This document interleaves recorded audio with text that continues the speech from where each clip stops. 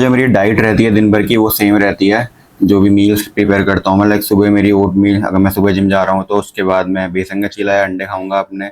Second third मील वो होगी, और लास्ट चौथी मील जो कि है वो सोया चंक, सोयाबीन और जो भी कार्ब्स और कैलोरीज बची उनको राइस से फिल कर दूंगा। तो इनमें मेरे को अपना दिमाग खर्चना पसंद नहीं करता कि यार अभी ये खाऊंगा उसके बाद ये खाऊंगा, फिर सोचते रह रहा हूँ यार आज क्या बनाऊँ।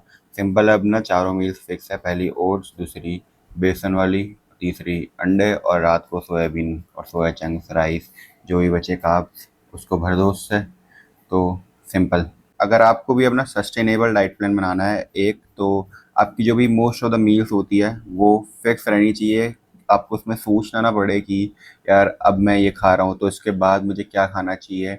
आप सोच रहे हो, फिर उसके बाद आप सोच रहे हो कि इसका सामान कहाँ से आएगा, ये इसको प्रिपेयर कैसे करूँगा, उसके बारे में यूट्यूब में देख लेता हूँ। तो इन चीज़ों में टाइम खर्च करने से अच्छा रोज़ मैं प्रेफर करूँगा कि सेम मील खाओ, और टेस्ट के लिए मत खाओ, प्लेजर के लिए मत खाओ, पर्पस के लिए खाओ। क्योंकि हमारा काम है मसल्स बिल्ड करना, हम चाहते हैं कि मसल्स बिल्ड हो अच्छे से अच्छे। तो रोज़ ट्राई करो कि सेम मील खाऊं और अपना दिमाग ज़्यादा ना खर्चूँ। इससे अच्छा दूसरी चीज़ों में दिमाग खर्चूँ, अपना पढ़ाई या जो भी है अपने काम में और जिम करने में।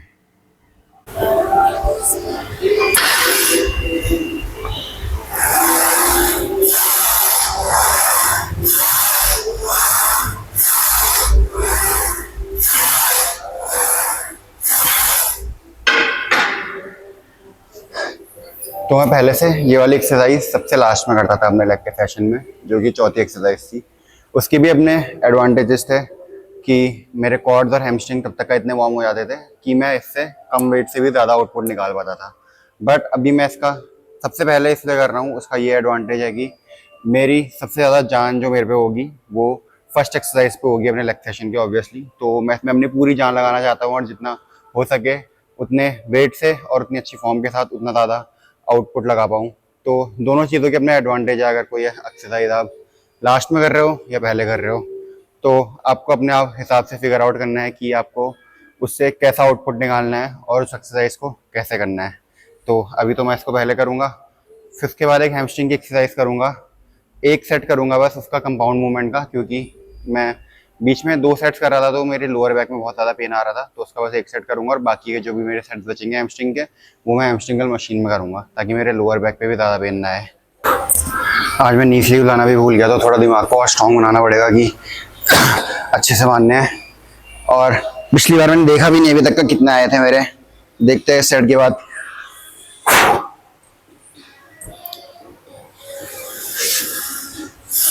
अच्छा अच्छा अच्छा अच्छा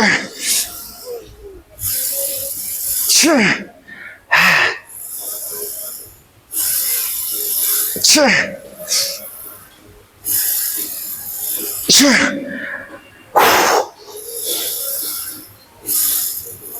अच्छा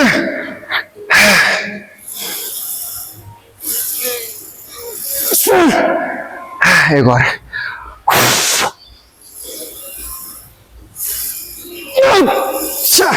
एक और ट्राई।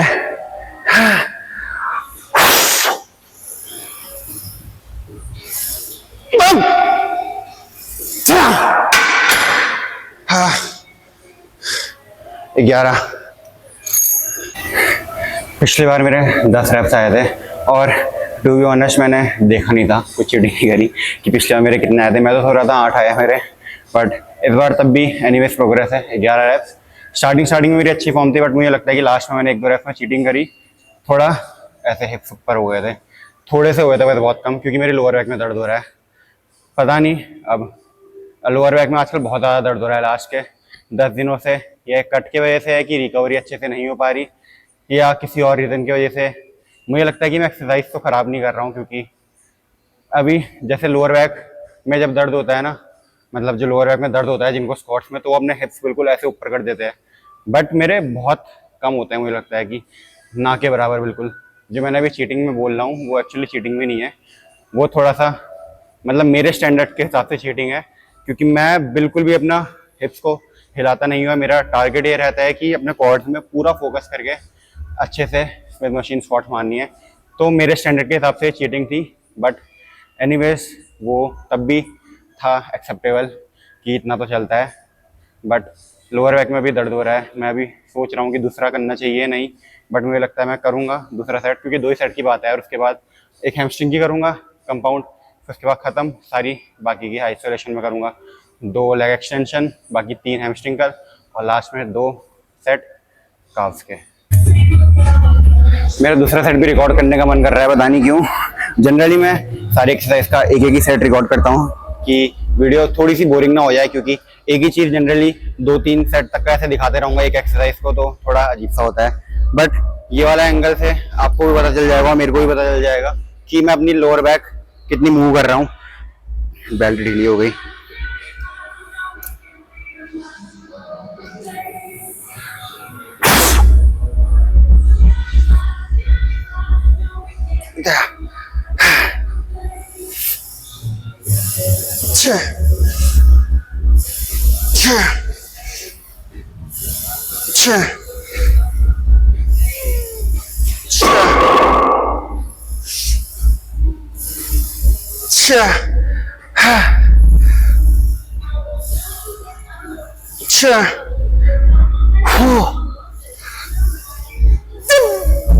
सात,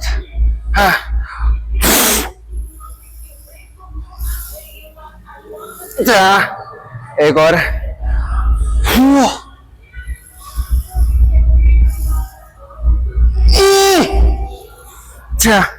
एक और हो गया। Let's try.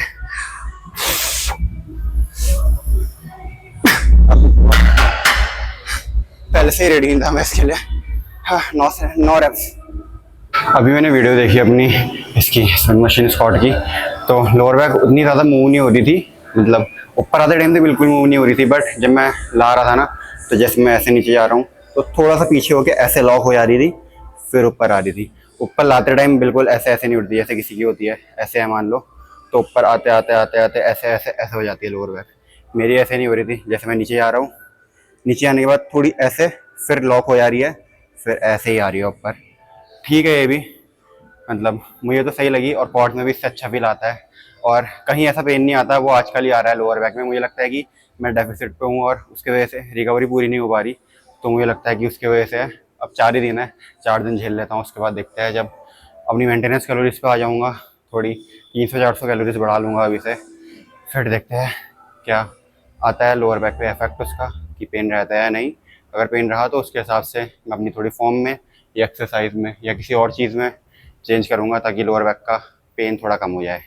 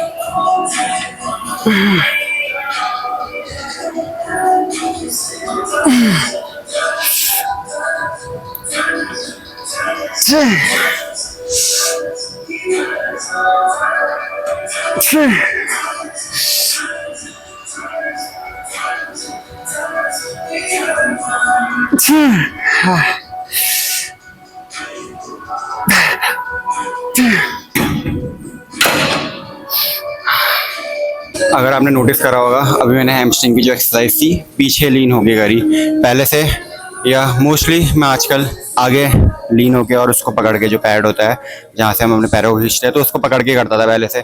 बट अभी आजकल जब मैं कर रहा था उसको एक दो बारी से, तो उसको मेरे को हैमस्ट्रिंग में अच्छा फील नहीं आ रहा था, और मैं उसमें लग रहा था कि मेरे को कि ईगो लिफ्ट कर रहा हूँ और उसको पकड़ने में मेरा ज़्यादा ध्यान रह रहा है हैमस्ट्रिंग को कॉन्ट्रैक्ट करने के बजाय। तो मैंने सोचा कि जैसे मैं पहले से करता था, तो आराम से पीछे लीन होके और आराम से अपना इसको हैंडल्स को पकड़ के करो, तो उसमें मेरे को हैमस्ट्रिंग में इतना प्यारा फील आया, इतना प्यारा, जितना मेरे को कंपाउंड एक्सरसाइज या कोई भी एक्सरसाइज ले लो उसमें नहीं आता था, बट आज इसमें आया। तो इंस्टाग्राम में आजकल चलता है कि ज़्यादा, आपने अगर देखा होगा, आप फिटनेस को अच्छे से फॉलो करते होगे, कि अगर आप आगे लीन हो तो हैमस्ट्रिंग आपकी पहले से स्ट्रेच पोजीशन में आ जाती है, फिर उसके बाद करो तो और अच्छा फील आता है। बट इन रियल लाइफ किसी किसी के लिए ये फॉलो नहीं होता, जैसे कि मेरे लिए फॉलो नहीं हो रहा। बट कभी कभी मैं करता हूँ, कभी कभी मैं नहीं करता हूँ, वो सिचुएशन पे डिपेंड रहता है। बट जहाँ तक कि मेरे बेसिक्स अगर क्लियर है, मेरे को पता है कि हैमस्ट्रिंग की मूवमेंट कैसे करनी है और कितनी स्लो ले जानी है और कैसे फील लाना है हैमस्ट्रिंग में, अगर मेरे को ये पता है तो मैं चाहे आगे करूँ या पीछे करूँ, दोनों में हैमस्ट्रिंग में आना है। पर अब जिसमें आपको अपना बेस्ट फील हो, पीछे भी होके ट्राई करो कुछ टाइम, आगे लीन होके भी ट्राई कर सकते हो कुछ टाइम। ऐसे साइंस बेस्ड या किसी को भी देख के ऐसे फॉलो मत करो कि वो अगर आगे लीन होके, या कोई भी एक्सरसाइज का एग्जांपल ले लो, वो ऐसे कर रहा है तो मैं भी ऐसे करूँगा। अपने ऊपर ट्राई करो, अगर आपको भी वैसा फील आ रहा है अच्छा तो करो, नहीं तो कुछ और करो।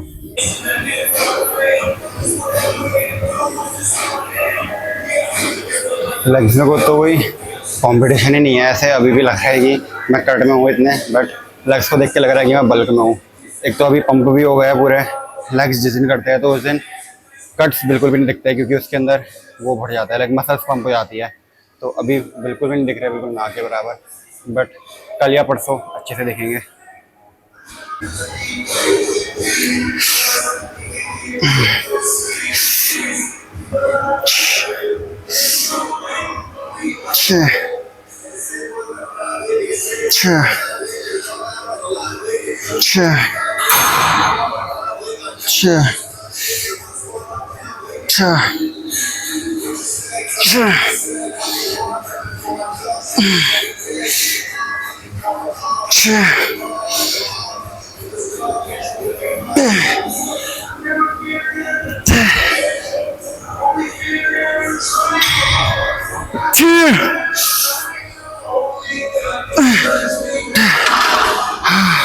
ओह, ब्लैकआउट।